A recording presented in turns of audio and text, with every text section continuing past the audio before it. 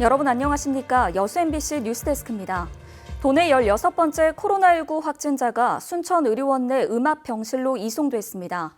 전라남도에 따르면 지난 1일 쿠웨이트에서 일을 마치고 카타르에서 인천공항으로 입국한 A씨는 입국 뒤 입소한 나주 농식품공무원교육원에서 실시된 검사 결과 양성 판정을 받았습니다. 현재 A씨는 별다른 증상 없이 순천의료원 음압병실에서 치료를 받고 있으며 동행한 입국자 1명과 광명역에서 해외 입국자 전용 칸에 함께 탄 11명은 모두 음성 판정을 받았습니다. 5.18 진상조사위원회가 밝혀야 할 핵심 과제는 최초 발포 명령자를 찾는 일입니다. 당시 군 최고실권자였던 전두환을 직접 조사해야 하는 이유이기도 한데요.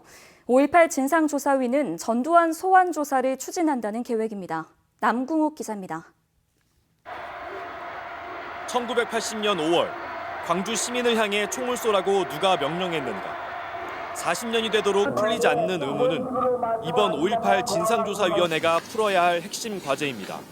5.18 진상조사위가 이 의문을 풀기 위해 전두환 소환 조사를 추진한다는 계획입니다. 당시 군 최고실권자였던 전두환을 조사해 최초 발포 명령 여부 등을 묻기 위해서입니다. 다만 전 씨가 자신은 5.18과 무관하다고 주장해오고 있어 철저한 사전조사 이후에 그 여부를 검토할 계획입니다. 전두환 씨에 대한 조사는 피할 수 없는 대상이다. 반드시 이 조사가 필요하다고 움직일 수 없는 그런 증거들, 직접 증거나 간접 증거들을 확보하는 일들이 전 씨의 행적과 관련해 증언을 한 사람들에 대한 조사도 논의될 전망입니다. 집단 발포가 있었던 5월 21일, 전두환이 광주에 와 발포 명령을 내렸다고 증언한 김용장 씨와 허장한 씨를 조사해야 한다는 내부 의견도 있습니다. 김용장 씨나 허정환 씨에 관한 부분도 곁들여서 그래서 지금 기회가 닿으면은 추진해서 검증해서 국민에게 사실 여부를 전해 줘야 되는 의무를 갖고 있다고 생각합니다.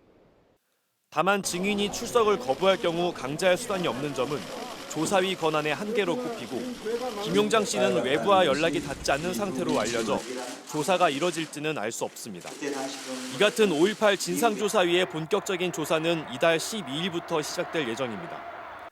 5.18 진상조사위는 조사 준비를 마무리 짓고 5월 11일 전원위원회에서 조사 개시 명령을 의결할 계획입니다. 조사 개시가 결정되면 세계 분과가 맡고 있는 주제별 조사와 증인 조사가 본격적으로 시작됩니다. 5.18 40주년을 앞두고 본격적인 활동에 들어가는 5.18 진상조사위.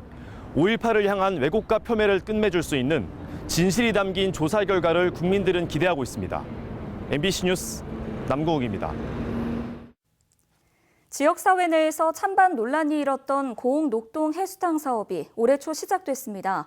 전남도의 사업 재검토 통보에도 여론과 군 투자 심사 결과를 근거로 사업을 강행하고 나선 건데요. 생존권 보장을 요구하는 소상공인들과의 충돌이 불가피해 보입니다. 김주희 기자입니다. 고흥군 도양읍 녹동 해수탕과 실내 수영장 조성 사업 현장. 3,400여 제곱미터 부지 면적의 기반 공사가 진행되고 있습니다. 공정률도 현재 15%를 기록하고 있습니다. 도의 사업 재검토 통보와 지역 목욕탕 운영 사업자 등 일부 지역민들이 생존권 침해를 우려하는 강한 반대에도 지난 1월 착공된 겁니다. 고흥군은 도양읍 지역 이장단, 부녀회장단 등 지역사회 전반에 지배적 찬성 여론을 반영해 사업을 추진하게 됐다고 설명합니다. 기관 단체장, 또 주민자치에 그래서 설명을 드렸고 자연스럽게 그 자리에서 의견을 듣는 자리가 됐지요. 특히 전남도의 사업 재검토 의견에 대해서도 군 투자 심사 결과를 토대로 온도차를 보였습니다. 또 이 사업의 수영장하고 해수탕을 우리 군비로 추진한 것에 대해서 전체 사업한 것에 대해서도 이쪽 군 투자심사위원회에서도 적합하다고 했어요. 이걸 군비로 하는 것에 대해서. 그러니까 도가 맞고 군이 틀다 이건 아니고 각각의 판단을 하는 거예요. 군의회는 현재 원론적인 입장입니다. 현재 확보된 99억 원의 사업비는 민선 6기 말 이미 편성돼 있는 예산이고 추가 예산 25억 원은 추후 검토 사항이라는 겁니다. 그 부분은 와서 들어오게 되면 우리가 심의를 해야 될 거 아닙니까? 심의를 해가지고 안 될 것 같으면 안 되고 되면 만약 그 방향이 될 것 같으면 해주는 방향으로 이런 식으로 해야 되지 않겠습니까? 현재 지역 내에서는 공군의 민간 영역 사업 진입 방식에 대해 생존권 보장을 요구하는 주장들이 여전히 존재하고 있는 상황. 군 행정이 민의를 통합하지 못한 채 관광 활성화를 이유로 성급하게 사업을 추진함으로써 지역 내 갈등을 키우는 것 아니냐는 지적은 피하기 어려울 것으로 보입니다. MBC 뉴스 김주입니다. 맑은 햇살, 따뜻한 바람, 푸른 바다 등 자연이 치유 자원으로 새롭게 주목받고 있습니다. 자연 자원을 소재로 다양한 치유 콘텐츠와 프로그램이 시도되고 있습니다. 박영훈 기자가 취재했습니다. 5가지 종류의 갯돌이 풍파에 9계단을 만들어낸다는 구계등. 축구장 10개 크기가 넘는 해변에 서면 풍경이 마음에 건네는 언어가 됩니다. 막 시차가는 그 분위기가 있을 때가 있고 또 이제 시끄러울 때 조용하면은 건너다 보게 이제 그 섬을 건너다 보면서 내가 생각하는 것을 다각도로 이렇게 생각하고 방풍림과 남해 섬을 벗삼아 80m 폭으로 이어지는 아름다운 해안의 푸른 바다와 바람, 파도 소리가 치유 자원 콘텐츠로 재탄생했습니다. 문화재청이 정돌이 구계등을 포함한 숲, 해변, 산사, 고택 등 전국 명소 8곳에서 만든 마음 치유 콘텐츠입니다. 지난 2018년 이후 90여 차례에 걸쳐 해양 치유 프로그램을 운영해온 완도군도 새로운 방식의 콘텐츠와 프로그램 제작에 나섭니다. 자연의 멋을 그대로 간직하고 있는 생일면, 그리고 복일면, 금이름, 청산면, 아무튼 여러분들이 알 수 있는 우리 안도군의 12개 읍면이 자연 자체적으로도 치유가 될 수 있는.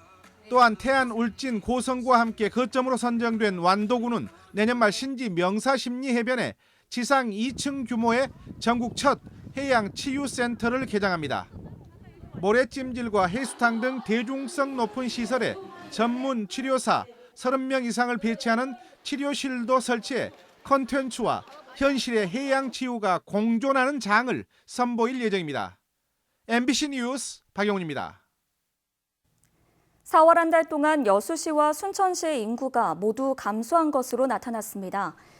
행정안전부 통계 자료에 따르면 지난달 여수의 주민등록 인구는 전달에 비해 190명, 순천시 인구는 전달에 비해 524명 감소했습니다. 4월 지자체별 인구수는 여수가 28만 1,600여 명으로 순천보다 250여 명 더 많아 지난 3월 이후 한 달 만에 다시 도내 1위로 올라섰습니다. 한편 지난달 광양시 인구는 전달보다 379명 증가했고 고흥은 174명 감소한 것으로 집계됐습니다. 순천시가 긴급재난지원금 등 코로나19에 대응하기 위한 원포인트 추경을 편성했습니다. 순천시는 정부 긴급재난지원금 지급 등 코로나19 대응을 위해 1조 3,493억 원 규모의 2차 추경안을 편성해 시의회에 제출했습니다. 코로나19 긴급대응 예산으로는 분야별 코로나 대책 등에 필요한 예산으로 예비비 241억 원을 증액 편성했습니다.